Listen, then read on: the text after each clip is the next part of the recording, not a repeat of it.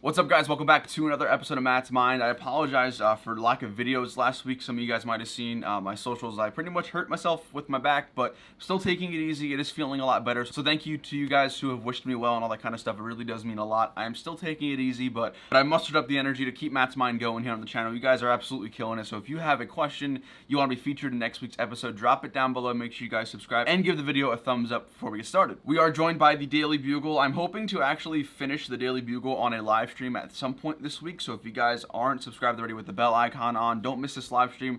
Gonna be super fun. Honestly enjoying the build, but of course we'll get into that in a later video. Let's go ahead and get to your questions from last week's episode of Matt's Mind. The first question comes from the Lego Connoisseur. Would you suggest making a large scale mock with lacking detail or mid-scale mock heavily detailed? So personally, the type of builder that I am, I don't really believe in like hyper detail stuff. I know there's a huge portion of the community that love to build the smaller size mocks or even like the middle scale mocks, but have so much jam-packed detail. And while that's really cool, my personal thing, the thing that I like to see most is just big stuff, big, huge displays, which really inspire me and sort of drop my jaw. So I personally would go with a larger mock with just a very average amount of detail, because for me, you know, seeing the overall size of something, building a huge battle or building a huge vehicle or something like that is more impressive than having a smaller, maybe something like this, but more detailed. That's just my opinion. However, I do love seeing the smaller middle scale mocks with lots of detail. I just personally like seeing the larger ones. TheBrickWiz is asking, what are your thoughts on the Star Wars Visions trailer? I'm not the biggest fan of anime, but I am hyped. So I'm honestly the same. I've never watched any anime in my entire life. It's not something that has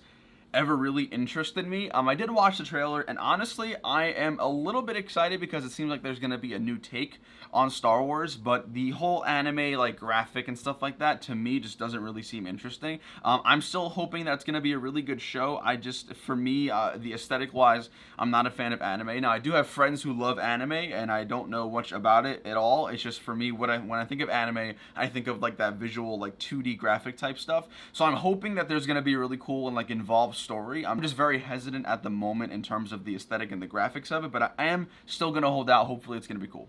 Either Lewis or Luis Falcon is asking, how would you make future LEGO cons better? So admittedly, I did not watch much of LEGO Con. I think I watched maybe 5 minutes of it towards the beginning and maybe towards the middle. I do want to say, just to get for the record straight, if you were expecting anything that is catered towards our community, that's more in-depth and more detailed with like, you know, A-falls and T-falls and stuff like that, I think you're just kidding yourself. LEGO Con was very obviously for the casual fan of 8 to 12 years old. I will say that I do want to see more A-fall stuff geared towards us in the next LEGO Con. I think that LEGO Con, in terms of what they initially aimed to do, which was, you know, capture the attention of families, you know, 8 years old, 10 years old with Minecraft and stuff like that, I think they did a pretty good job with that, but I would like to see more segments in next year's LEGO Con catered towards the more hardcore fans such as us, such as you guys watching this YouTube video, or even just in the community in general. I think they could still keep, you know, the kid-friendly, all that sort of quirkiness, which was fine. I mean, if you're, again, 8 years old, you're going to enjoy that LEGO Con. And from what I was able to gauge from the majority of people who watched it who were not hardcore LEGO fans, I thought it was really cool and really fun. That's kind of what the point of LEGO Con was. But I would like to see something catered towards A-falls and T-falls and hardcore fans of LEGO in the next LEGO Con. I think that would be a very nice thing to add, especially for us. But really, LEGO Con was all about that very average young set audience, and I think they did a pretty good job for what it was worth. Grogu Studios is asking, do you think someone not LEGO themselves will ever beat Solid Brix Studios' massive clone army? I mean, I would say that if there's one person to beat the clone army David had made a couple of years ago, it's going to be Bruce Swift. I've made 2 videos now covering the growth of his 501st army, and I don't think he's stopping anytime soon. I will say Bruce Swift probably has, in total, more clones than David has ever had. I think Bruce Swift alone in his 501st army has over, 3,000, something like that, and I think David's was around 6,000, maybe just about 7. I think the total amount of clones that Bruce Swift has definitely rivals, if not takes over, David's army that he made a couple of years ago, but I really think that's the only person who's going to come close. I don't think I will ever, and I really can't think of anyone who really has the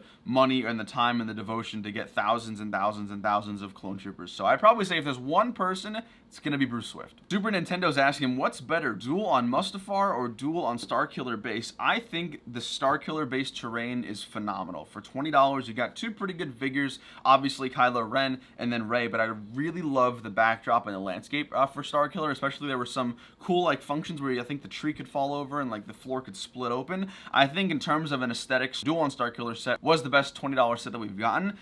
Mustafar was okay. It felt like a lackluster landscape, and then obviously the new one, the Duel on Mandalore, is just like an absolute highway robbery. I think that should be like a $15 set maybe, but I think the Duel on Starkiller base definitely is better than the Mustafar one. Commander Delta is asking, do you prefer the small battle packs or mega battle packs? So I'm assuming you're either talking about the $15 one or the $30 one, like the 501st. Personally, I still think I prefer the $15, especially when you find those on clearance. It's just such a good deal for like $8 when you get a battle pack. So I definitely still prefer the $15 battle packs. I am hoping we get those back next year, which the rumor is that they are coming back next year.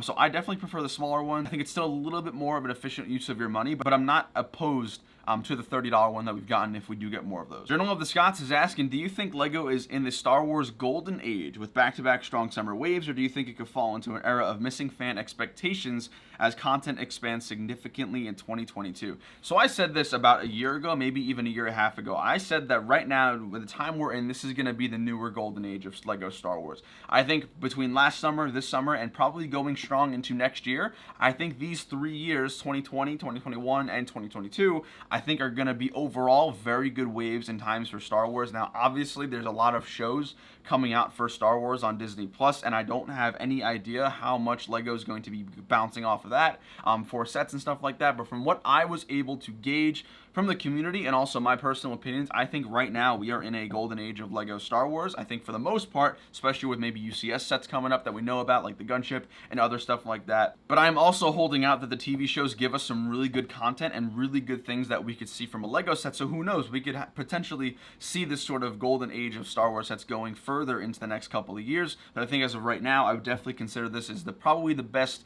couple of years of sets that we've gotten in the past, at least 5 or 6 years. Jack Tastic's asking, do you think we will see Boba Fett in the Bad Batch?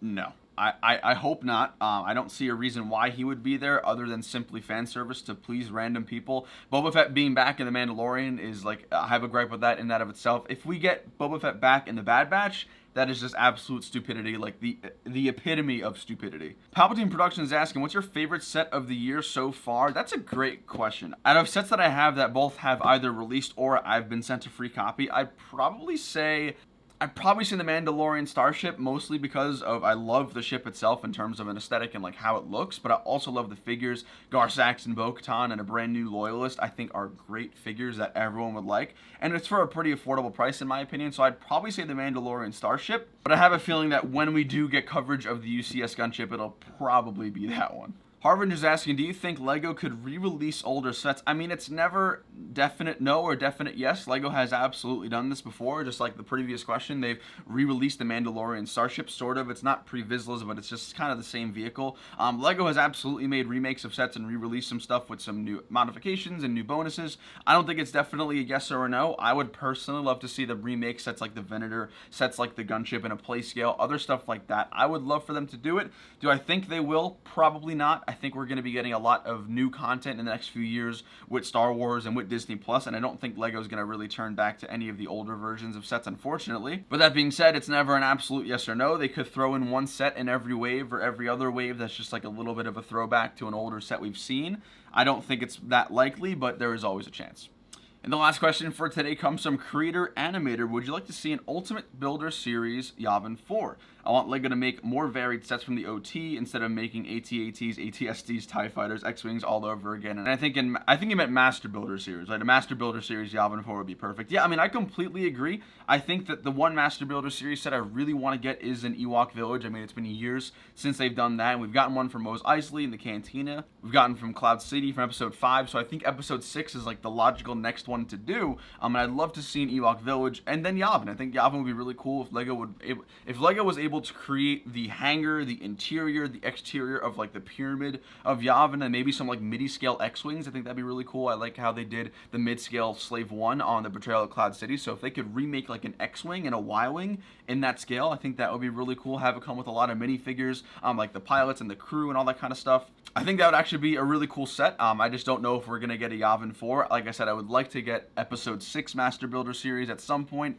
maybe like an Ewok Village. So that's all we got for today, guys. A little bit of a shorter episode. I hope you guys understand. But of course, we'll be back next week with more episodes and more questions. So if you guys did enjoy today's episode, drop a like and subscribe down below. If you have a question I didn't get to, drop it down in the comments to be featured in next week's episode. We got some very exciting stuff coming up this week, guys. You're definitely going to want to stay tuned. Probably the most exciting week on the channel this year so far, dare I do say. So make sure you guys stay tuned. I'll see you later. Take it easy. Peace.